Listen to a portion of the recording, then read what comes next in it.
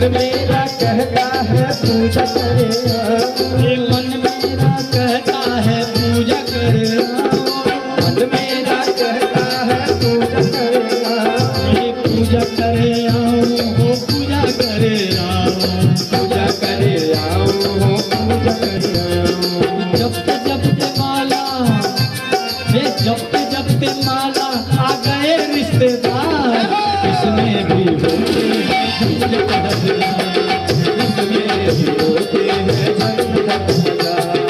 तीन बार भोजन भजन एक बार तीन बार भोजन भजन एक बार इसमें भी होते हैं झंझट हजार इसमें भी होते हैं झंझट हजार हरि बोल राधे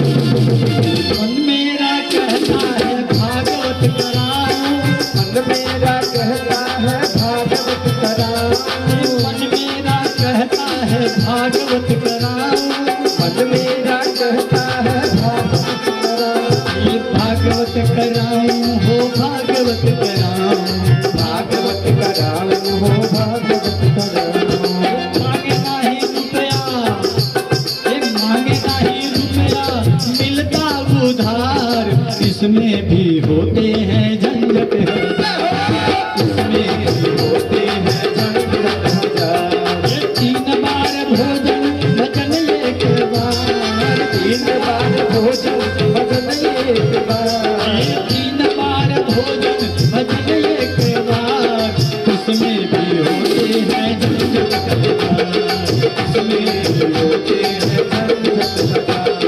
इसमें भी होते हैं इसमें भी होते हैं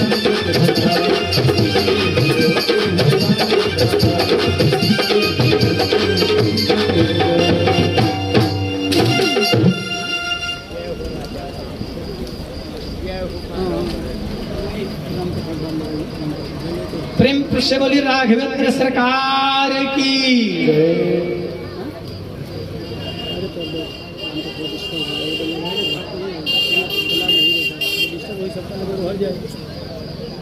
आइए सज्जनों हम सभी भगवत प्रेमीगण राम कथा की तरफ चलते हैं। जैसा कि राजा परीक्षित को सुखदेव जी ने पूरी राम कथा संक्षिप्त में भागवत जी में श्रवण कराई है, तो हम सभी भगवत प्रेमीगण पूरी राम कथा संक्षिप्त में श्रवण करेंगे। तत्पश्चात चंद्रवंश में प्रवेश करके हम सभी भगवत प्रेमीगण कन्हैया के जन्मोत्सव तक की कथा श्रवण करेंगे। तो सज्जनों आइए हम सभी इस महासागर में गोता लगाते हैं। एक बार राघवेंद्र सरकार का जयकारा लगाएंगे। बोले राघवेंद्र सरकार की। तो सज्जनों महापराक्रमी भगीरथ के वंश में राजा खड़वांग हुए सज्जनों, और फिर दीर्घवाय हुए। रघु की कीर्ति इतनी फैली कि सूर्यवंश रघुवंश के नाम से प्रसिद्ध हो गया। और सज्जनों महाराज दशरथ परम तपस्वी तेजस्वी, बड़े ही तेजस्वी तपस्वी थे। सज्जनों महाराजा दशरथ की 3 पत्नियां होने के बाद भी एक संतान नहीं थे। राजा दशरथ जी अपने गुरु वशिष्ठ जी के पास पहुंचे और वशिष्ठ जी से विचार विमर्श किया। गुरु वशिष्ठ जी ने कहा, राजन तुम पुत्र काष्ठी यज्ञ कराओ और पुत्र काष्टी यज्ञ के प्रताप से यज्ञ भगवान के उस प्रताप से अग्निदेव क्षीर लेकर के प्रकट होंगे, उससे तुम्हारे महादिव्य संतानें उत्पन्न होंगी। सो सज्जनों, गुरु वशिष्ठ जी की आज्ञा से राजा दशरथ जी ने पुत्र काष्टी यज्ञ कराया। फिर वोल्टेज कट गया होगा, वो थोड़ा सा स्टेबलाइजर में थोड़ा सही से कर दो।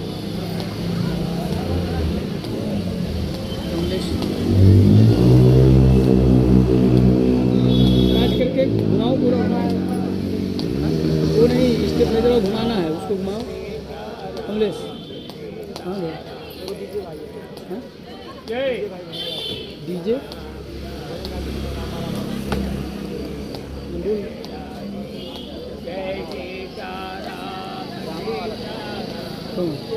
वो हमें नहीं, हमें हरिओम, जय श्री राम।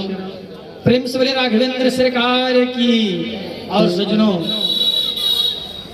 राजा दशरथ जी ने पुत्र काष्टी यज्ञ किया और उस पुत्र काष्टी के यज्ञ के यज्ञांत में जब आहुति डाली गई, दिव्य आहुति डाली गई, उसमें से अग्निदेव क्षीर लेकर के प्रकट हो गए। बोलिए अग्निदेव की।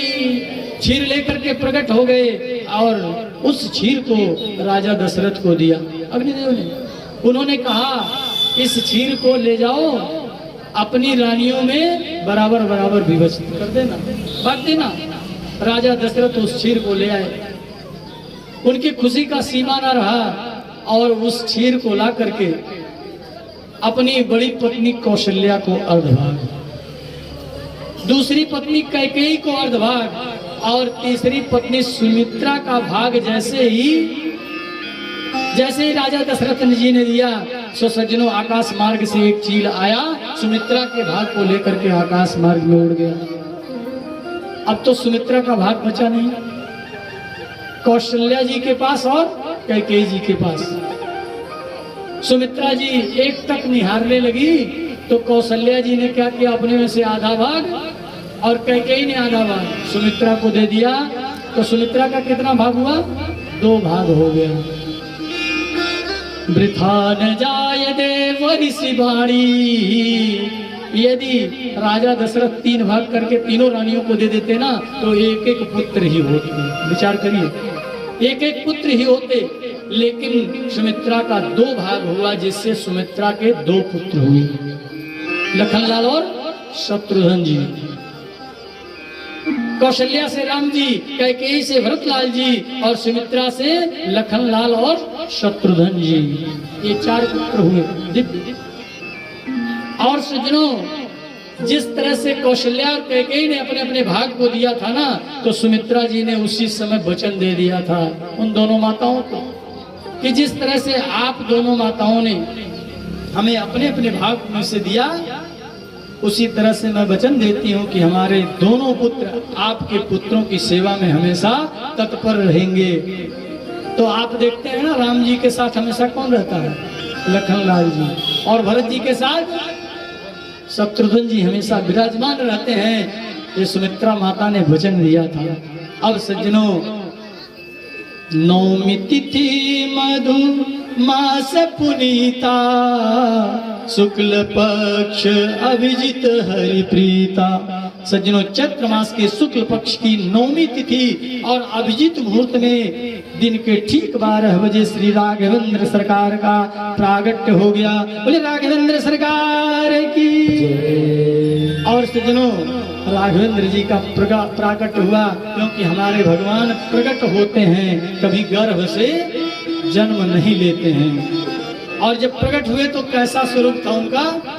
सशंख चक्रम सकिरीट कुंडलम सपीत वस्त्रम सरिजोरुहेक्षणम संहार वक्षस्थल कौस्तुभम श्रियम नमामि विष्णु शीर्षं चतुर्भुजं।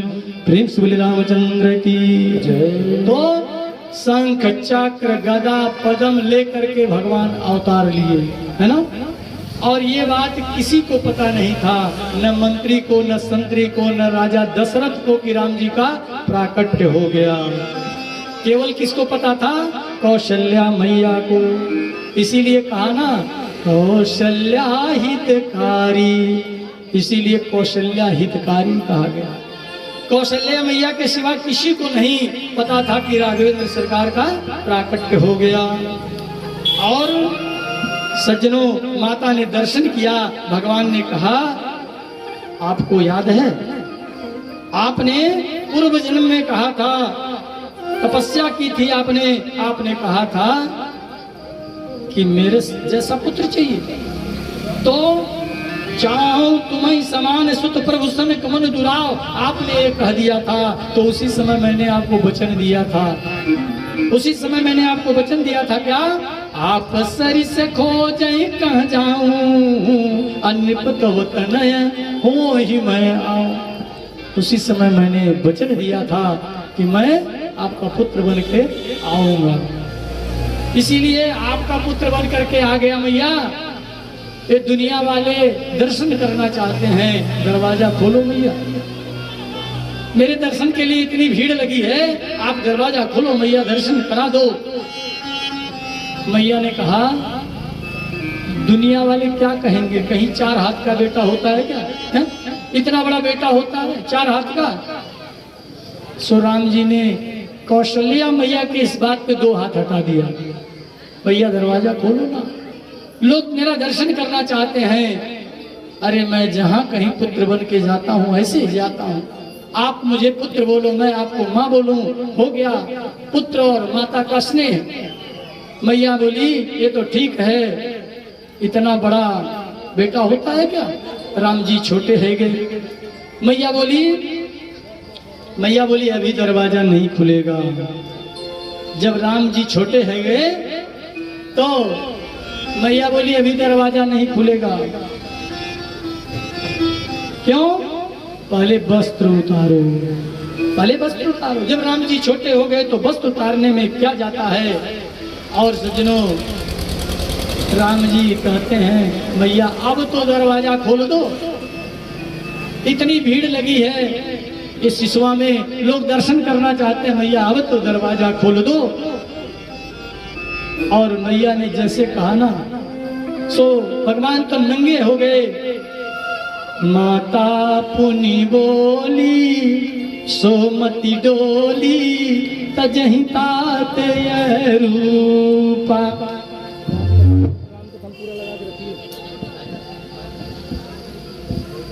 माता पुनि बोली सोमति डोली, तजहि तात यह रूपा। शिशुलीला अति प्रिय शीला, तजहि तात भव कोपा। माता पुनि बोली सोमति डोली, तजहि तात यह रूपा। शिशुलीला प्रिय शीला, यह सुर तो राम जी तुरंत नंगे है। जब छोटे हो गए तो नंगे होने में क्या जाता है। मैया ने पालना में सुना दिया राम जी को, अभी तो द्वार खोलो मैया, अभी तो दर्शन करा दो मैया लोगों को। मैया बोली ऐसे दरवाजा नहीं खुलेगा, पहले रो तो सही। माँ सुनी बचन सुजाना, रोजन खाना, वही बालक सुर भूपा। यह चरित जे गावहि, हरिपद पावहि, तेन मोहि भव कोपा। सुनी बचन सुजाना, रोजन खाना, वही बालक भव कोपा। जे गावहि, हरिपद पावहि, तेन परहि बरतो। जैसे ही मैया ने कहा रो तो सही, और जैसे ही मैया के मुख से निकला रो तो सही, और जैसे ही मैया ने कहा तुरंत जोर जोर से राम जी रोने लगे। अरे रुदन करने लगे। राम जी इतनी जोर से रोए, इतनी जोर से रोए, जोर जोर से रोते हैं। और रोने को सुन करके आकाश मंडल में देवताओं की भीड़ लग गई दर्शन करने के लिए। देवताओं की भीड़ लग गई दर्शन करने के लिए। सज्जनों, चंद्र सूर्य से कहता है आगे चलो ना। चंद्रमा सूर्य से कहते हैं आगे चलो ना। सूर्य कहता है मैं नहीं जाता, मेरे वंश में अवतार लिए हैं, मैं जब चाहूंगा तब दर्शन कर लूंगा। सूर्य को इस बात पे थोड़ी ग्लानि होने लगी। राम जी ने चंद्रमा की तरफ देखा, चंद्रमा के चेहरे पर उदासी थी। राम जी ने कहा चंद्रमा तुम दुखी क्यों होते हो? चंद्रमा ने कहा जले पे नमक छिड़कते हैं क्या है? एक तो आपने सूर्य वंश में अवतार लिया और आप कहते हो कि जो है क्यों दुखी होते हो है?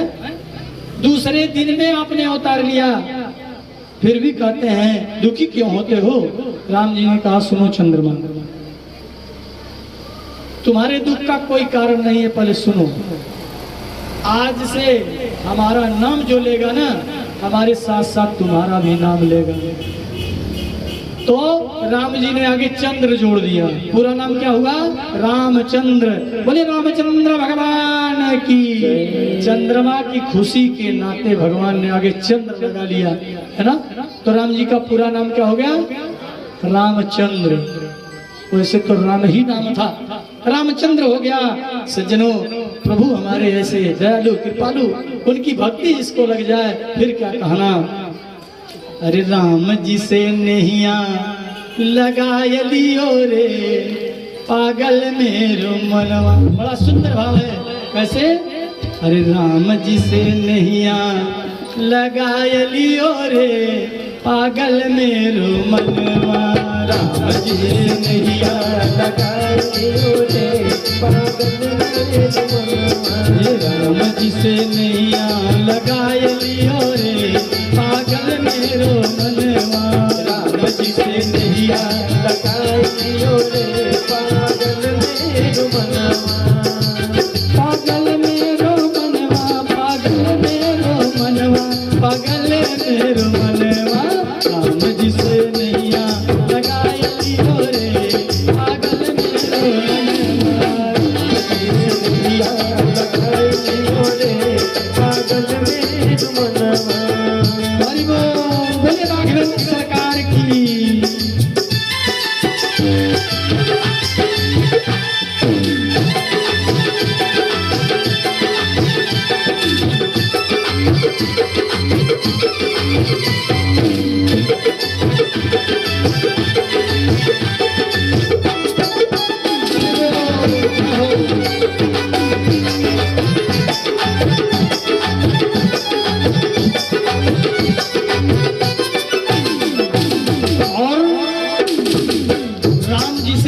लगाएंगे तो क्या होगा पता है?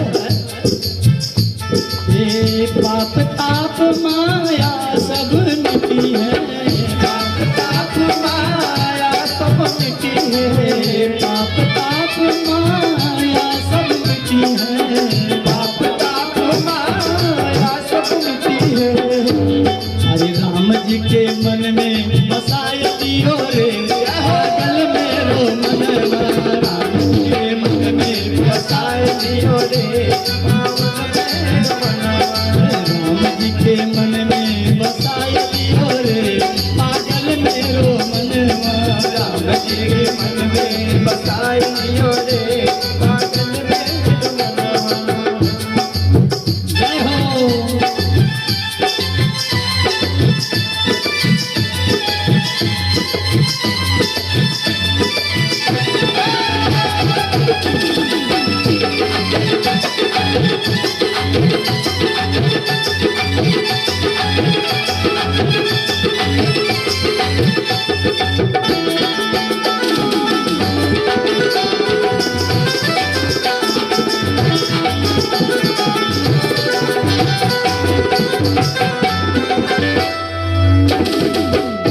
भैया लोग अब अबे कुछ क्षण में भगवान कन्हैया का अवतार हो जाए।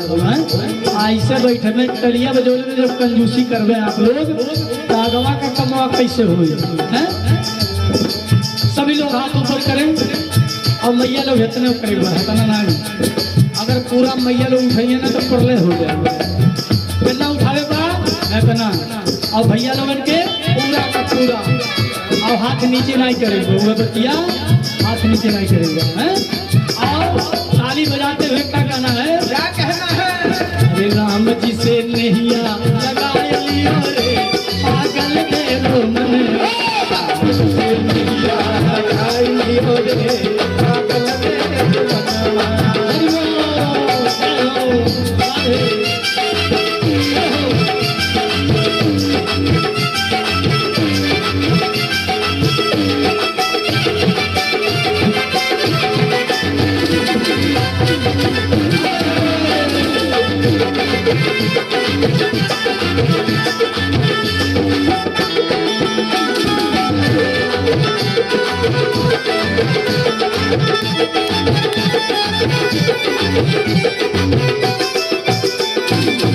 यही नहीं कौन भरोसा, यही नैया की कौन भरोसा। सज्जनों, इस शरीर का कोई भरोसा नहीं, कब पिंजरे से पंछी निकल जाए कोई नहीं जानता, कोई नहीं जानता। यही नैया के भरोसा, यही नैया की कौन भरोसा, कौन भरोसा हो, कौन भरोसा, कौन भरोसा हो, कौन भरोसा। यही नैया के कौन भरोसा, यही नैया के कौन भरोसा। जियते जियरा चुराए लियो रे पागल मेरो मनवा, जियते जियरा चुराए लियो रे पागल मेरो मनवा। नैया लगाई लियो रे पागल मेरो मनवा। मैं भी तालियां दे हो।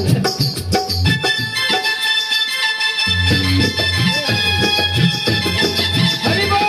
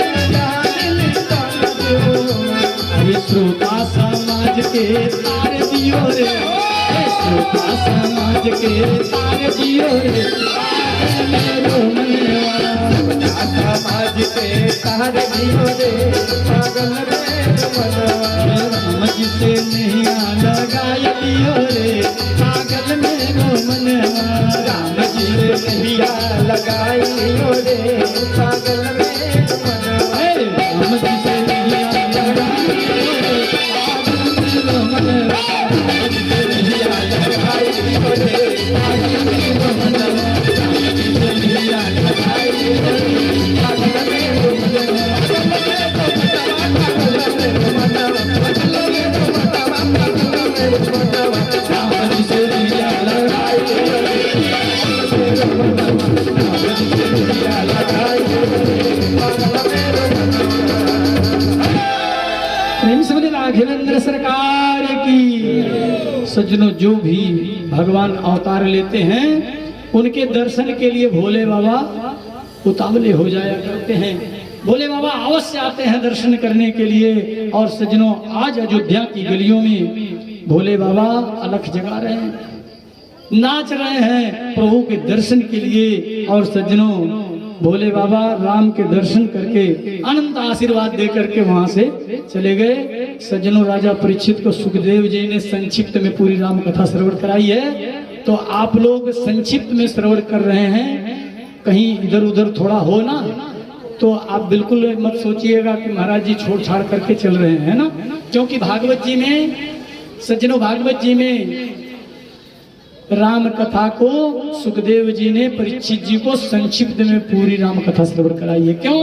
क्योंकि जब तक हम सूर्य वंश की कथा नहीं श्रवण करेंगे, चंद्रवंश में प्रवेश नहीं कर सकते, भागवत जी का नियम है। तो पूरी राम कथा हम लोग श्रवण कर रहे हैं संक्षिप्त में। और सज्जनों, भोले बाबा तो दर्शन करके चले गए, भोले बाबा दर्शन करके चले गए। और विश्वामित्र जी को जब पता चला तो विश्वामित्र जी आ गए लेने के लिए।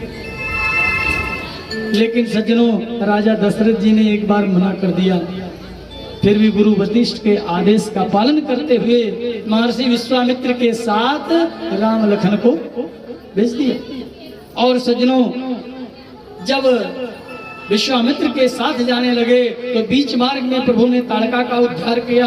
बड़ी सुंदर कथा है। और जब राम कथा होती है ना तो आनंद खूब होता है। और जब कन्हैया का अवतार हो जाता है तो भागवत जी में इतना आनंद आता है ना, आनंद ही नहीं परमानंद आता है, जिसे परमानंद कहते हैं। तो सज्जनों, आचार्य सुखदेव जी तो राजा परीक्षित को बस संक्षिप्त में श्रवण करा रहे हैं। विश्वामित्र के साथ वहां जाकर के प्रभु ने मारीच और सुबाहु नाम के दैत्य का उद्धार किया।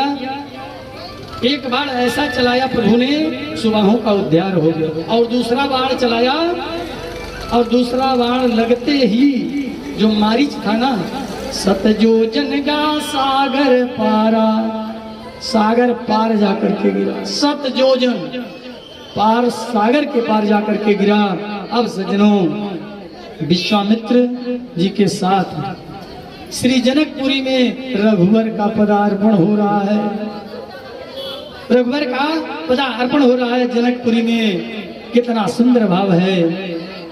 जनकपुर में आए सखी, जनकपुर में आए सखी, राम दोनों भाई जनकपुर में आए सखी, जनकपुर में आए सखी, राम दोनों भाई जनकपुर में आए सखी, राम दोनों भाई। निरखत नजरिया सुरतिया के पाई, निरखत नजरिया सुरतिया के पाई, जनकपुर में आए सखी, राम दोनों भाई, जनकपुर में आए सखी, राम दोनों भाई, जनकपुर में आए सखी, राम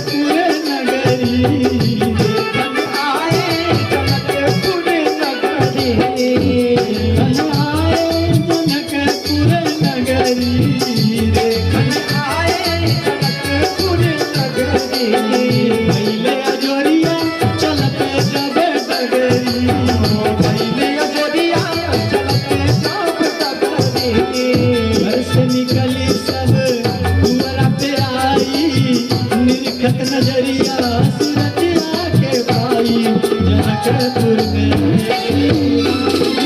भाई, जनकपुर में आए सखी, राम भाई, जनकपुर में आए सखी, राम भाई। बोलिए राघवेंद्र सरकार की।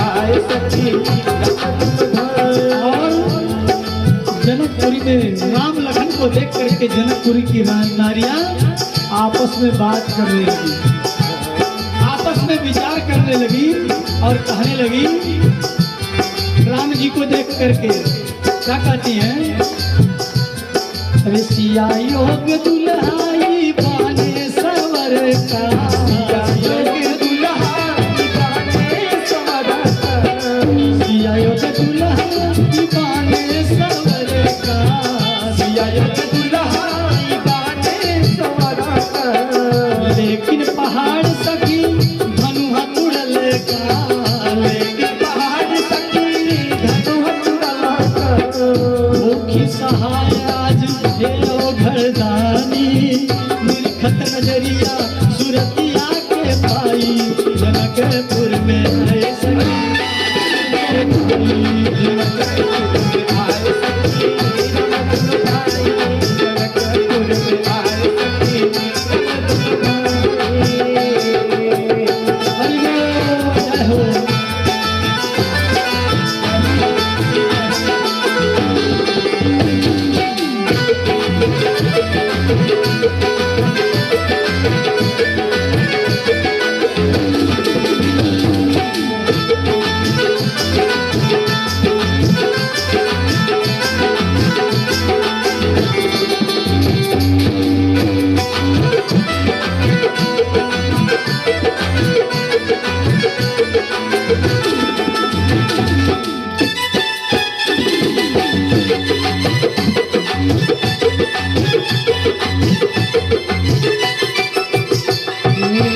कबो न भुलाई मोहनी सुरतिया, कबो न भुलाई मोहनी सुरतिया, राम, अरे कबो न भुलाई ई मोहनी सुरतिया, कबो न भुलाई मोहनी सुरतिया, अरे नीक नाही लागे सखी प्रभु बिन रतिया, निक नहीं लाग सखी प्रभु बिन रतिया, पागल मनवा के केतनो मनाई, निरखत नजरिया सुरतिया के पाई, जनकपुर में आए सखी,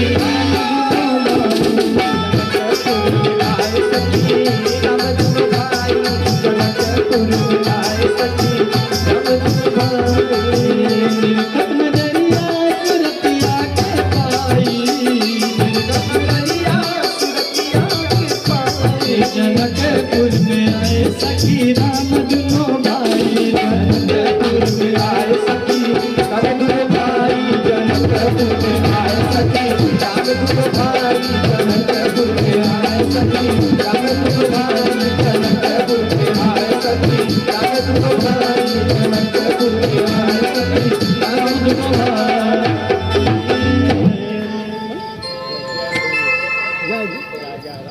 आराम करे परेशान हो।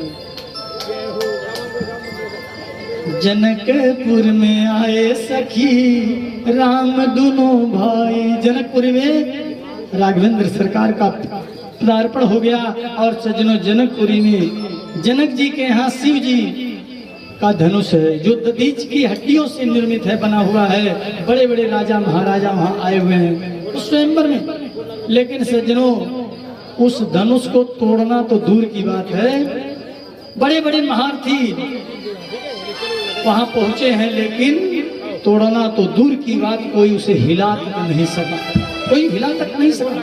लेकिन सज्जनों मेरे रघुवर राम ने गुरु का आदेश का पालन करते हुए बड़ी विनम्रता के साथ धनुष को उठाया और धनुष को उठा करके जितनी देर में पलक गिरता है ना उतने ही देर में भगवान ने धनुष के 2 टुकड़े कर दिए। प्रेम से बोले राघवेंद्र सरकार की। और सज्जनों परम्बा जानकी जगन माता जानकी जगत पिता रघुवर को माल्यार्पण करने जा रहे हैं। मनसा आप सभी लोग इस दृश्य को देखते हुए ताली का स्वागत करेंगे। भगवान जानकी जी को माल्यार्पण करने जा रहे हैं। इतना सुंदर यहाँ दृश्य है। बोले राघवेंद्र सरकार की।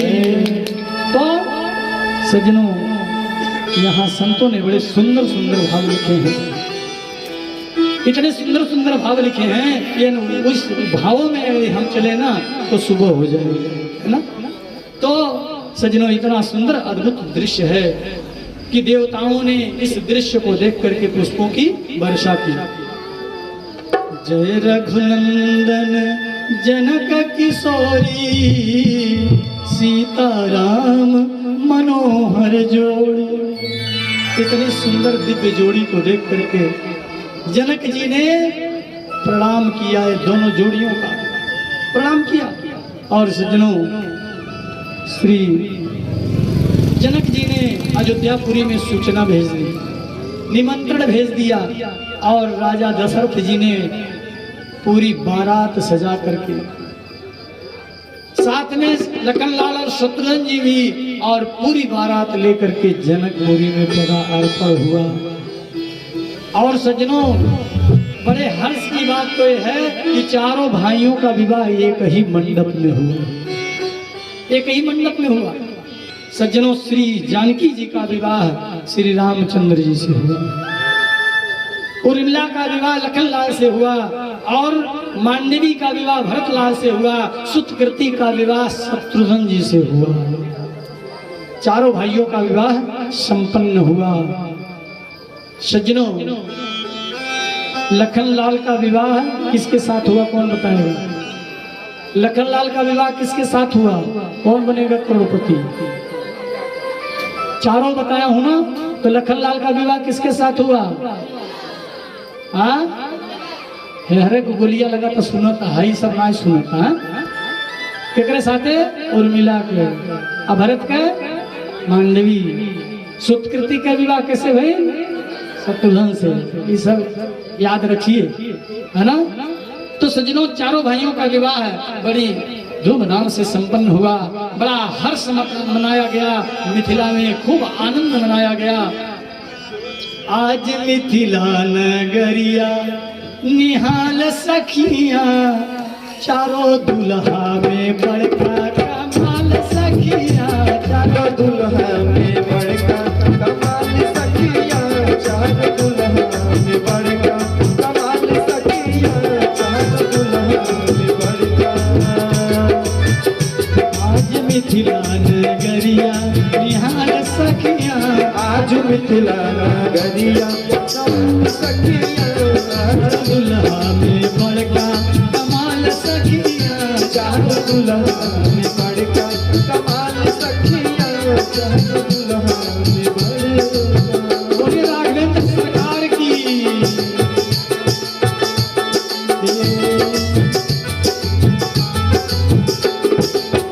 माथे मुकुट सोहे कुंडल सोहे कनवा,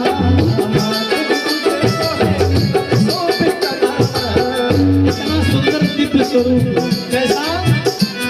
अरे माथे मुकुट सोहे कुंडल सोहे कनवा, माथे मुकुट सोहे कुंडल सोहे कनवा, अरे कजदार रे जुल्मी नयनवा, करे कजदार रे जुल्मी नयनवा, अरे लाल लाल चंदनीन के भाल सखिया। एक शब्द आया भाल। भाल में समझ रहे हैं आप लोग?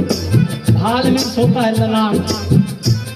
अरे लाल लाल चंदनीन के भाल सखिया, चारों दुल्हा में बड़का कमाल सखिया, चारों दुल्हा में बड़का कमाल सखिया, चारों दुल्हा में बड़का।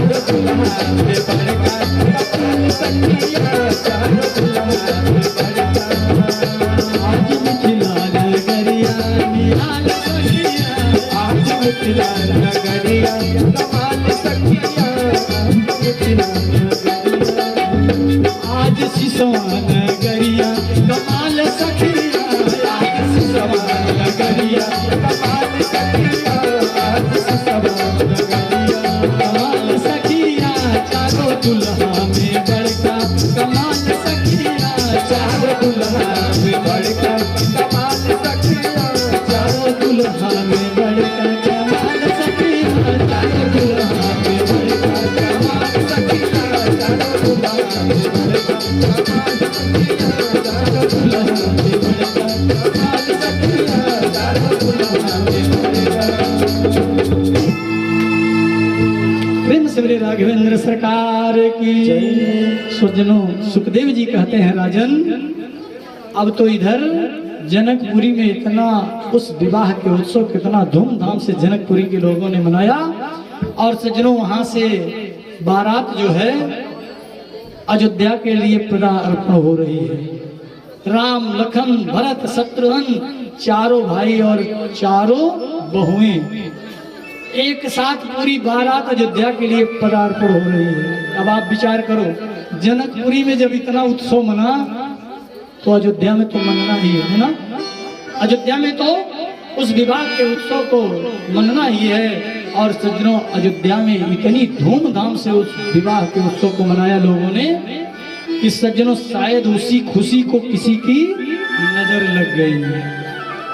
कभी कभी क्या होता है सज्जनों, ज्यादा खुशी को किसी की नजर लग जाया करती है। अयोध्या में ऐसा उत्सव मना सज्जनों, शायद उसी खुशी को किसी की नजर लग गई। और नजर क्या लगी सज्जनों, विघ्नेश्वरी देवी का अयोध्या में प्रवेश हो गया। और विघ्नेश्वरी देवी ने मंथरा की बुद्धि को विकृत बना दिया और मंथरा के द्वारा रानी कैकेयी के जो दोनों वरदान धरोहर में थे राजा दशरथ के, कैकेयी ने दोनों वरदान मांग लिया। मंथरा ने बुद्धि फेरा और कैकेयी ने राजा दशरथ से वो दोनों वरदान मांग लिए। और दोनों वरदान क्या मांगा? कैकेयी ने कहा पहला वरदान भरत का राज्याभिषेक राजा दशरथ को जरा सा सिक्कर नहीं हुआ। पहला वरदान भरत को राज्याभिषेक और दूसरा वरदान राम को 14 वर्ष का वनवास। मानो बिजली सी टूट पड़ी। हाय राम करते करते पृथ्वी पे गिर पड़ी। आंखों से अश्रु प्रवाह होने लगा। हाय राम करते हुए राजा दशरथ कहते हैं, अरे कैकेयी तुमने मुझसे क्या मांग लिया? अरे तुम यदि मेरे प्राण भी मांगती ना तो मैं हंसते हंसते दे देता, लेकिन तुमने तो आज मेरे प्राणों से बढ़ करके मेरे राम को 14 वर्ष के लिए वनवास मांग लिया। राजा दशरथ पृथ्वी पे तड़प तड़प करके रुदन कर रहे हैं। राम राम कही राम राम कही राम, तनु परिहरि रघुवर विरह राव गयो सुरधाम। हाय राम कहते कहते राजा दशरथ अपने पंचभौतिक शरीर को त्याग दिया। राम के वियोग में राजा दशरथ ने अपने प्राणों को त्याग दिया। और राम जी को जब पता चला, राम जी पिता के उस वचनों का पालन करने के लिए वन में जाने लगे। लखन लाल तैयार हो गए और सीता मैया भी, हम भी चलेंगे। तापस वेश विशेष उदासी 14 बरस राम वनवासी। सज्जनों तपसी वेश में राजघराने का सारा आभूषण त्याग दिया तीनों लोगों ने और बलकल वस्त्र पहन करके वन में जाने लगे। और सज्जनों ये बड़ी बात है कि तुलसी बाबा ने पहले ही दर्शा दिया था कि वन में राम जी अकेले नहीं जाएंगे, तीनों के तीनों जाएंगे। कैसे? तापस वेश तपसी वेश किसका है? हमारे राघवेंद्र जी का। बोले राघवेंद्र सरकार की जय। तापस वेश राम जी, विशेष विधन शेष। शेषावतार कौन है? हमारे लखनलाल जी। बोले लखनलाल की।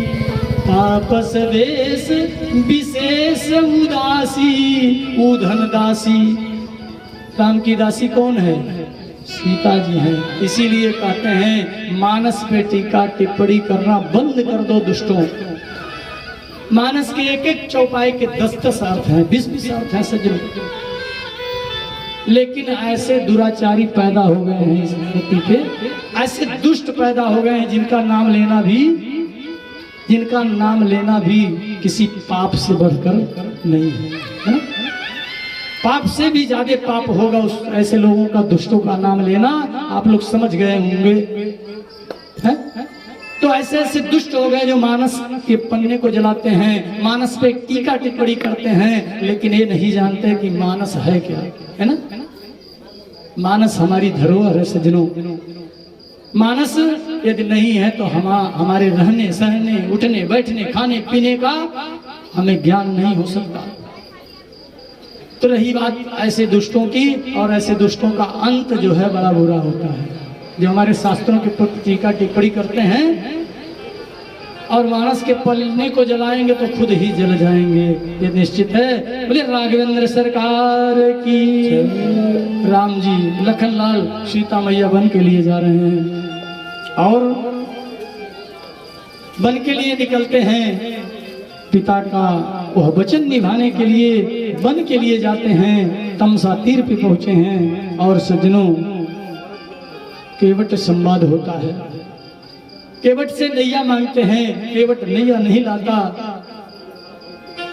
केवट का मन तो ये कर रहा है, उसके मन में तो ये चल रहा है कि मैंने सुना था कि इनके रज से पत्थर नारी बन गई थी, यदि नैया पे इन्हें चढ़ा दूं तो कहीं मेरी नैया यदि नारी बन गई तो मेरे बच्चों का भरण पोषण कैसे होगा। सो वह केवट, वो मल्लाह नाय नहीं लाता है। राम जी आग्रह करते हैं, कहता है ऐसे नहीं नाय आने वाली। कहती तले उती कठौता में पानी। बड़े सुंदर भाव से कहता है कि बिना पैरवा धोले हम पार नाई उतार। और कठौता कहीं लेके आई, सोचलस हमार नैयो काठे के और कठौता में पानी लेके जब पैर धोब पहले देख ले कहीं कठौतवा जो नारी बन गई तो नैया ले नाई चढ़ाई वेदन पचन के, है ना? कहती तले अवती कठौता में पानी, मर्जी बराऊ, अरे मर्जी बराऊ अर्जिया के मानी। कहती तले अवती कठौता में पानी, कहती तले अवती कठौता में पानी। कहती तले अवती कठौता में पानी, कहती तले अवती कठौता में पानी। मर्जी बराऊ, मर्जी बराऊ अर्जिया के मानी। कहती तले अवती कठौता में पानी, कहती तले अवती कठौता में पानी, कहती तले अवती कठौता में पानी। आता है राउर चरनिया में जादू बदलवा, राउर चरनिया में जादू बदलवा।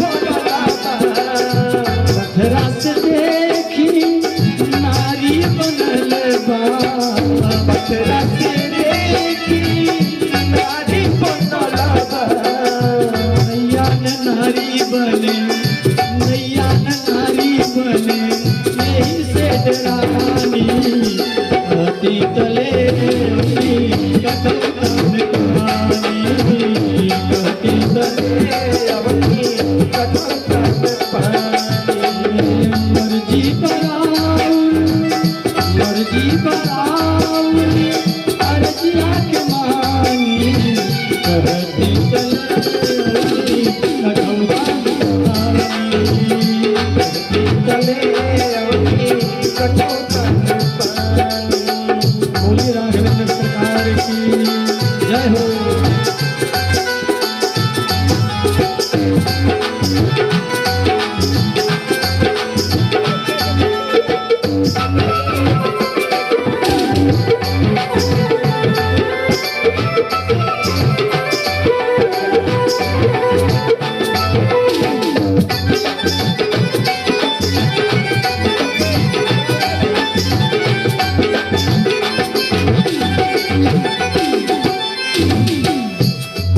ये देव जन करी प्रभु पौआ बढ़ाई, देव जन करी प्रभु पौआ बढ़ाई, देव जन करी प्रभु पौआ बढ़ाई, देव जन करी प्रभु पौआ बढ़ाई। चढ़ले से पहले प्रभु चरनिया धोई, चढ़ले से पहले केवट के हाल देखी, केवट के हाल देखी प्रभु मुस्कानी, बहती चले उठी कठोरता में पानी, बहती चले उठी कठोरता में पानी। मर्जी बराउर, मर्जी बराउर संजिया के मानी, बहती चले उठी कठोरता में पानी, बहती चले उठी कठोरता में पानी। और पानी लेकर आता है, पानी लेकर आता है कठौता में। हाँ, गंगा के पानी से पाँव धोबे लागल, गंगा के पानी से पाँव धोबे लागल। राम जी के पैरों को धुलने लगा, राम जी के पैरों को धुलने लगा। और जब धुल लिया ना तो पूरा का पूरा पानी अपने पी गया, पूरा पानी अपने स्वयं पी गया। और राम जी से कहने लगा एक बार और धुला दीजिए। राम जी ने कहा वो क्यों? बोला कि जो हमारे बच्चे हैं ना टुकुर टुकुर देख रहे हैं, इनको प्रसाद नहीं मिला, एक बार और धुला दीजिए। लखनलाल को क्रोध आ रहा है इस बात पे, लेकिन राम जी ने फिर पैर धुलाया। और जब दोबारा धुला तो पूरा का पूरा पानी अपने बच्चों को, पत्नी को पिला दिया। और जब पिला दिया कहता है प्रभु एक बार और, एक बार और धुला लीजिए। लखनलाल को क्रोध आती है। राम जी ने कहा अब क्यों? बोला ये जो हमारे गांव वाले हैं ना, ये पूरे गांव वाले हमारे, इनको भी प्रसाद मिलनी चाहिए। तीसरी बार पैर धुल करके पूरे गांव वालों को प्रसाद पिलाया।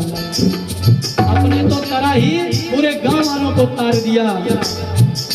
गंगा के पानी से पानी धोबे लागल, गंगा के पानी से पानी धोबे लागल, गंगा के पानी से पानी धोबे लागल, गंगा के पानी से पानी धोबे लागल।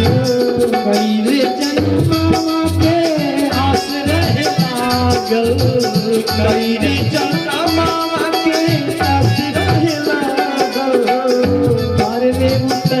गैलन, पार रे उतरी गैलन तीनों प्राणी, धरती तले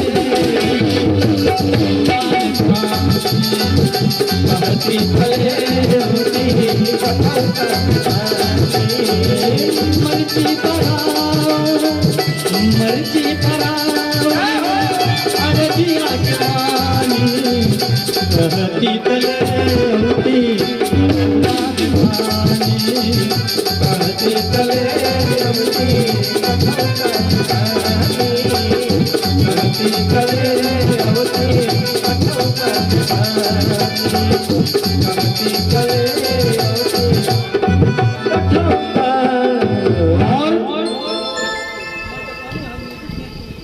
कहती कहती तले उती कठौता में पानी, कहती तले उती कठौता में पानी।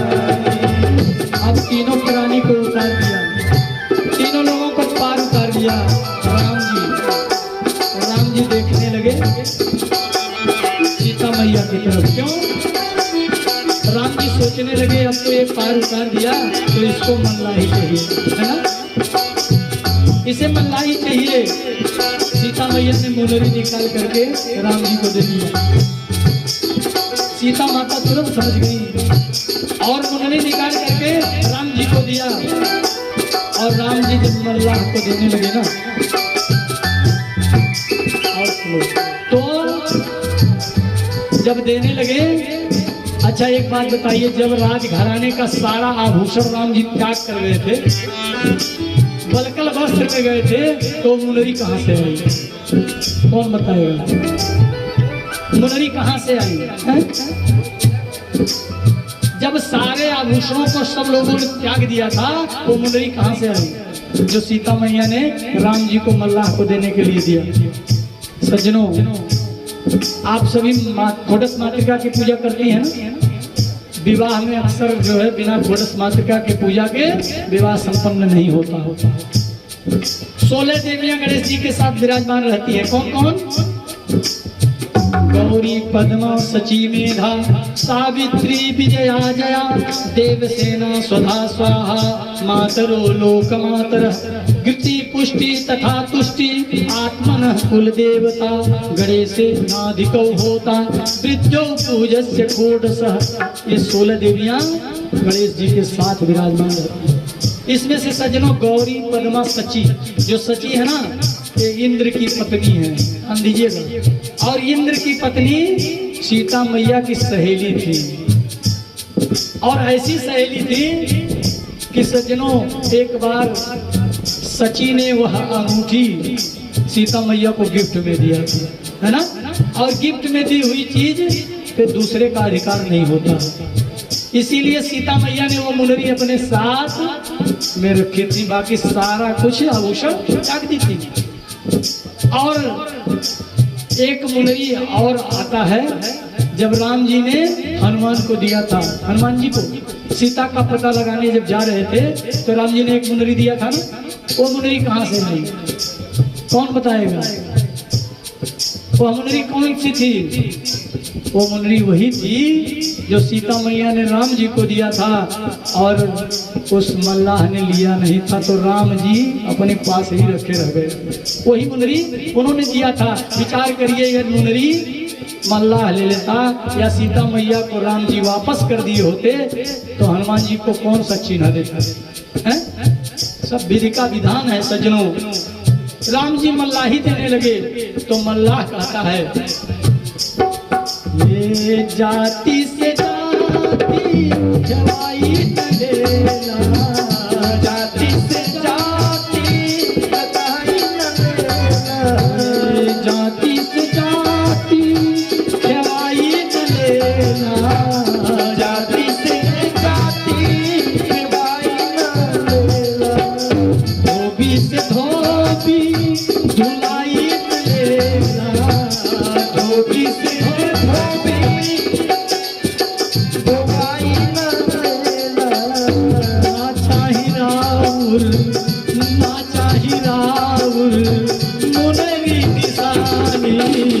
कहती तले अवती कठौता में पानी, कहती तले अवती कठौता में पानी, मर्जी बराबर मर्जी बराबर अर्जिया के मानी, कहती तले अवती कठौता में पानी, कहती तले अवती कठौता में पानी, कहती तले अवती कठौता में पानी, कहती तले अवती कठौता में पानी। सो मल्लाह ने तीनों प्राणी को उस पार किया और राम जी वन में जाते हैं, पर्णकुटी बनाते हैं, और पर्णकुटी में राम जी लखनलाल सीता मैया कंदमूल खा करके अपना जीवन यापन करते हैं। और सज्जनों, इधर रावण के दो माताएं थी। बड़ी माता जी के पुत्र हैं कुबेर, और एक कुबेर की ही जो सोने की लंका थी ना, ये कुबेर का ही था। और रावण ने कुबेर से ये जबरन छीन लिया था। और सज्जनों, जो कैलाश पर्वत पर वास करते हैं कुबेर, जिनका बड़ा सुंदर बगीचा था, और रावण की दूसरी माता जिनके 3 पुत्र और 1 पुत्री है। सबसे बड़े पुत्र रावण, कुंभकर्ण, फिर सुपर्णखा, फिर सबसे छोटे विभीषण जी है। और सज्जनों, रावण की अपनी बहन जो सुपर्णखा थी ना, सुपर्णखा का विवाह विद्युत जिह्वा नामक व्यक्ति से किया था, दैत्य से। और सज्जनों, एक बार क्या किया, रावण ने ही सुपर्णखा के पति विद्युत जिह्वा को मार डाला था। उसी के हाथों से उसकी मृत्यु हुई थी। ये बात सुपर्णखा को मालूम था। सज्जनों, ये बात सुपर्णखा जानती थी। आज सुपर्णखा ने क्या किया, 16 श्रृंगार करके, वो दिव्य स्वरूप बना करके, जहां प्रभु का कुटिया था, उसी कुटिया के पास जा पहुंची। और सज्जनों, आचार्य सुखदेव जी कहते हैं, राम जी का चरित्र कितना अद्भुत है। उनकी आंखों के सामने कोई नारी आवे तो या तो उसे माँ के रूप में देखते हैं, या तो बहन के रूप में देखते हैं। जैसे ही सुपर्णखा को देखा मेरे प्रभु ने, आओ देवी, कैसे आना हुआ, कहां से आना हुआ? बोली, मैं तो स्वयंवर ढूंढने के लिए निकली हूँ, स्वयंवर ढूंढने के लिए निकली हूँ। राम जी ने कहा, ये तकलीफ तुमने क्यों किया? ये तो माता पिता का कार्य है, भाइयों का कार्य है, तुमने क्यों तकलीफ किया? बोली, माता पिता ने बहुत सारा वर ढूंढा, लेकिन मुझे कोई पसंद नहीं आया। राम जी को देखकर कहती है, अब पसंद आ गया है। राम जी ने कहा, पसंद आ गया? हाँ।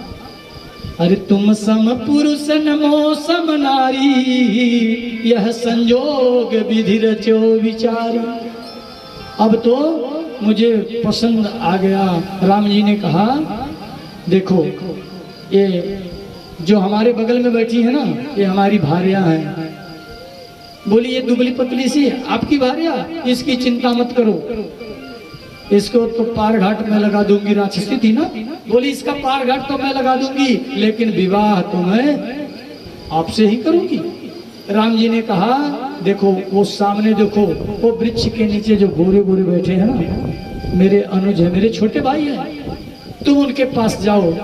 प्रस्ताव लेकर के सुपर्णखा ने देखा और तुरंत लखनलाल के पास पहुंच गई। लखनलाल के पास पहुंची, और सज्जनों, जैसे ही लखनलाल के पास पहुंची, जाकर के बोलने लगी, वो जो काले काले राम जी है ना, वो मुझसे विवाह करना चाहते हैं। मैं इतनी सुंदर हूँ, वो काले कलूटे से मैं विवाह करूंगी? मैं तो तुमसे ही विवाह करूंगी। लखनलाल ने सोचा, राम जी क्या राम जी को नहीं पता है मेरा विवाह हुआ है? राम जी जब मुझे कुंवारा बता सकते हैं, तो मैं भी कुछ कहूँ, मैं भी कोई। उन्होंने कहा कि देखो, वो जानती हो मेरे कौन है? वो मेरे सरकार हैं, मेरे मालिक हैं, मैं उनका सेवक हूँ। ये तुम मुझसे विवाह करोगी ना, तो तुम्हें सेवा करना पड़ेगा, झाड़ू पोछा करना पड़ेगा, सब कुछ तुझे करना पड़ेगा, है ना? जाओ, तुम उन्हीं के पास चली जाओ। लखनलाल ने सोचा, जब भैया मुझे कुंवारा बता सकते हैं, जब पिताजी की 3 हो सकती हैं, तो क्या इनकी 2 नहीं हो सकती थी? मेरे पास भेज दिए। अब सज्जनों, लखनलाल राम जी के पास भेज दिए। राम जी लखनलाल के पास भेजा, और सज्जनों, इधर उधर के आने के चक्कर में सुपर्णखा क्रोधित हो गई, अपने भेष में आ गई और सीता मैया की तरफ दौड़ी मारने के लिए। लेकिन सज्जनों, लखनलाल संकर्षण देव हैं। लखनलाल ने क्या किया, सुपर्णखा के नाक और कान दोनों को कतर दिया। अब सुपर्णखा चिल्लाने लगी, रुदन करने लगी, रोती हुई भैया रावण के पास पहुंच गई। रावण ने कहा, तेरी ये दुर्गति किसने की? सारा वृतांत बता दिया। सो सज्जनों, रावण ने क्या किया, मामा मारीच को बुलाया और मामा मारीच को बुला करके मामा मारीच का सहयोग लिया। वैसे मामा मारीच जाना नहीं चाहते थे, लेकिन उन्होंने सोचा यदि नहीं गया ना तो ये मुझे मार देगा, इससे अच्छा भगवान के हाथों मरना ही ठीक है। मामा मारीच से रावण ने कहा, जाओ सोने का मृग बन करके तुम जाओ। और मामा मारीच सोने का मृग बन करके गए और उस कुटिया के सामने से जा ही रहे थे, सीता जी का नजर पड़ा। सीता मैया ने कहा, मुझे वो सोने का मृग चाहिए, मुझे वो सोने का मृग चाहिए। सीता की किसी बात को राम जी टालते नहीं थे। राम जी लखन लाल को सौंप करके चले गए उस सोने के मृग के पीछे। वो भागता हुआ मृग आगे गया और राम जी ने तरकस से बाण निकाला और उस मृग के ऊपर चलाया और जैसे मृग को लगा उसने कह दिया, हाय लक्ष्मण, हाय लक्ष्मण, हाय लक्ष्मण। आवाज कुटिया तक गई। सीता मैया ने कहा, भैया लखनलाल, तुम्हारे भैया पे बड़ी संकट आ गई है, जाओ देखो तुम्हें पुकार रहे हैं। लखनलाल जाना नहीं चाहते थे, लेकिन सीता मैया ने आदेश किया। सो लखनलाल जाते जाते लक्ष्मण रेखा खींच लिए और लक्ष्मण रेखा खींच करके सीता मैया से बोले, इस रेखा के बाहर मत आना माता। और लखनलाल राम जी के पीछे चले गए और जैसे ही लखनलाल कुटिया से बाहर गए सो रावण उसी समय आधा का दरवाजे पे उस कुटिया के खड़े होकर कहता है, भिक्षाम दे, भिक्षाम दे, भिक्षाम दे। सीता माता के पास जो कुछ था कंदमूल लेकर आई। वैसे तो रावण को पता चल गया था ये लक्ष्मण रेखा यदि मैंने क्रॉस किया तो जलकर भस्म हो जाऊंगा। उसने कहा कि मैं वधी हुई भिक्षा नहीं लेता, यदि मुझे भिक्षा देना है तो बाहर आकर के मुझे दो। संत के भेष में आया था रावण। और जैसे ही सीता मैया ने उस लक्ष्मण रेखा को क्रॉस किया, तुरंत अपने वेश में आकर के रावण सीता मैया का हरण करके विमान में लेकर के जाने लगा। और सज्जनों, संत के भेष से सीता मैया का हरण नहीं किया, अपने भेष में आकर के हरण किया। क्यों? वो जानता था ये संतों के भेष में हरण करूंगा तो संतों के चरित्र पर कलंक लगेगा, इसलिए अपने भेष में हरण किया और सीता मैया को लेकर जाने लगा। बीच मार्ग में जटायु ने बड़ा युद्ध किया, सीता मैया को बचाने का बड़ा प्रयास किया, लेकिन सज्जनों रावण ने उसके पंख को कतर दिया और जटायु झाड़ियों में जा गिरा। हाय राम, हाय राम, हाय राम करता हुआ। इधर लखनलाल और राम जी जब वन में उस कुटिया में आते हैं तो देखते हैं कुटिया खाली, व्याकुल से हो जाते हैं, वन में खोजने लगते हैं। ए खग, ए मृग, ए मधुकर श्रेणी, तुम देखी सीता मृग नैनी। पक्षियों से पूछते हैं, झाड़ियों से पूछते हैं, वहाँ कौन है, किससे पूछें? आगे बढ़ते हैं, हाय राम की आवाज सुनाई देती है। जटायु पड़ा हुआ था झाड़ियों में। राम जी जटायु के पास जाते हैं। जटायु पूरा वृतांत बताते बताते अपने प्राणों को राम जी के सामने ही त्याग दिया, उनके हाथों में ही त्याग दिया। जटायु का तो मुक्ति हुआ ही, पूरा वृतांत जटायु ने राम जी से बता दिया। कैसी सी बात है। राम जी की वानरी सेना से संधि हुई और राम जी ने पूरी वानरी सेना लेकर के हमारे हनुमान जी की कृपा से लंका पे चढ़ाई हुई और राम और रावण का बड़ा भयंकर युद्ध हुआ सज्जनों। और उस युद्ध में धर्म की विजय हुई, है ना? राम जी की विजय हुई। रावण को मार करके राम जी ने सीता मैया को वापस लाया। प्रेम से बोले रामचंद्र भगवान की जय। ये हुई हमारी पूरी राम कथा सज्जनों, है ना? संक्षिप्त में हम लोगों ने पूरी राम कथा श्रवण करी। और सज्जनों, जहाँ हनुमान जी की कृपा होना वहाँ हर काम सफल हो जाएगा।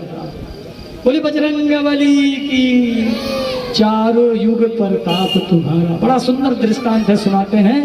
आइए सुंदर सा एक श्री योगेंद्र जी के मुखारबिंद से सत्कीर्तन श्रवण करें। श्री राधे। हरिओम। बहुत देर से भैया तपस्या पहले बार थोड़ा हो ही जाए। हरिओम। श्री राधे।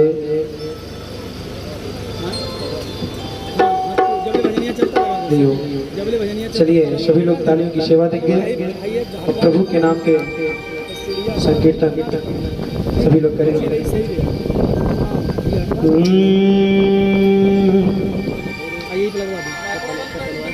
कि मुझे दास बना कर रख लेना, भगवान तू अपने चरणों